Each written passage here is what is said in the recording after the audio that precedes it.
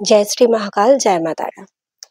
আমরা অনেক সময় বাড়ির ঈশান কোণে ঠাকুর ঘর থাকা সত্ত্বেও অনেকেই দেখি কিন্তু ঠাকুর ঘরের মধ্যে জিরো ল্যাম্প যে জ্বালানো হয় লাল রঙের, কিন্তু অনেকেই জিরো ল্যাম্প জ্বালিয়ে রাখে।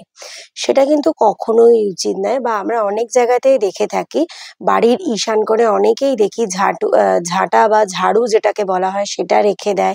এইসব নোংরা আবর্জনাও কিন্তু অনেকে হয়তো দিকটা ঠিকঠাক না জানার দরুন বা ওটা ঈশান কোণ না জেনেই কিন্তু অনেকেই ওখানে নোংরা আবর্জনা বা ভারী জিনিস বা বাড়ির অনেক রকমের অনেক অপ্রয়োজনীয় জিনিস কিন্তু ঈশান কোণে অনেকেই রাখে।